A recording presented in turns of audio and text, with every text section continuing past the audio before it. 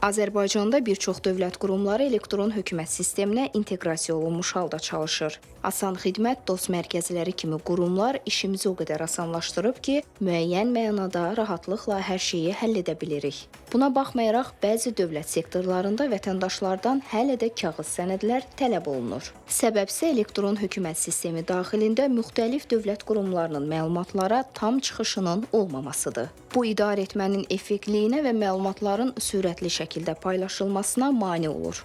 Ümumiyyətlə, inzibati icraat haqqında qanunda həmin sənədləri tələb edə bilməz.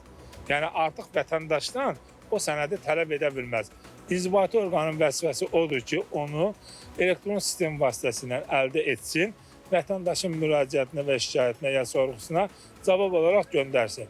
Bəli, bu problemlərlə əlaqədar süründürməsilik uzun müddətli olduğuna görə ən asan yol kimi asan xidmətə müraciət edirlər.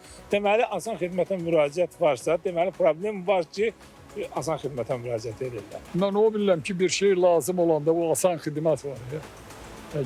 Gedirik orada məsələni həll edirik. Millət vəkili Vüqar Bayramov deyir ki, bununla bağlı qanunvericilikdə də dəyişikliklər edilib. Həmin qaydaların digər dövlət xidmətlərinə transfer edilməsi məsələsi də müzakirə olunur. Bir sıra hallarda bütövlükdə bizim müşahidələr göstərir ki, vətəndaşdan tələb edilən sənədlərin sayı çox olur. Nəticədə bu ona gətirib çıxar ki, vətəndaş hər hansı dövlət qurumuna müraciət etdikdən sonra məcbur olur başqa qurumlara da gedir, sənədləri toplayır və sənədləri təqdim edir. Bu da bir tərəfdən həmin vətəndaş üçün zaman ikisidir, digər tərəfdən bu həmin vətəndaş üçün eyni zamanda əlavə xərcdir. O baxımdan bütövlükdə prosesin elektronlaşması və məlumatların inteqrasiya olunması vacibdir. Çünki məlumatların inteqrasiya olunması nəticə etibarilə vətəndaşlarımızın daha qısa zamanda və daha az xərclə xidmətləri əldə etməsinə və xidmətlərdən daha səmərəli şəkildə istifadəsinə gətirib çıxara bilər. Bu istiqamətdə qanunvericiliyin təkmilləşdirilməsi davam edir və gözlənilir ki, qanunvericiliyin təkmilləşdirilməsi nəticə etibarilə dövlət xidmətlərinin daha asan şəkildə əldə edilməsinə imkan yaradacaq. İKT üzrə ekspert Elvin Abbasov isə deyir ki, hazırda Azərbaycanda 400-ə yaxın xidmət və sənəd rəqəmsal formada təqdim olunur. Bir qurumun bizdən istədiyi sənədləri digər qurumdan fiziki olaraq alıb təqdim edirdik. Hal-hazırda da bu yanaşma rəqəmsal formada davam edir. Bəzi qurumların bizdən rəqəmsal istədiyi sənədləri biz başqa qurumdan rəqəmsal formada alıb PDF üzərindən onlara təqdim edirik. Amma təəssüflər olsun ki, hələ də bəzi qurumlar var ki, sənədləri vətəndaşdan tələb edir ki, o getsin, o sənədi əldə etsin və gətirib onun portalına yükləsin.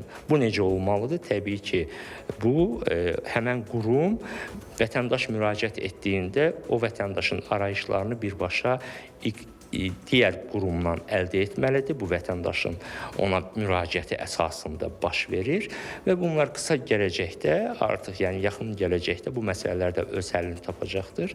Vətəndaşlardan tələb olunan sənədlər isə çox vaxt təəccüb doğurur. Hansısa işini yoluna qoymaq üçün yaşayış yerindən arayış, şəxsiyyət vəsiqəsi, subaylıq və ya ailə tərkibi haqqında arayış, hətta doğum haqqında şəhadətnamə belə istənilir. Üstəlik, bu sənədlərin doğru olduğuna inanmaq üçün notarial qaydada təsdiq edilməsi tələb olunur. Bu saydıqlarımın hamısı elektron hökumət sistemində olan məlumatlardır. Ancaq biz bunları əldə etmək üçün həm vaxt, həm də pul itiririk. Jalə Qəhrəman qızı, Ramin İsmailov, Qərib Cavadov.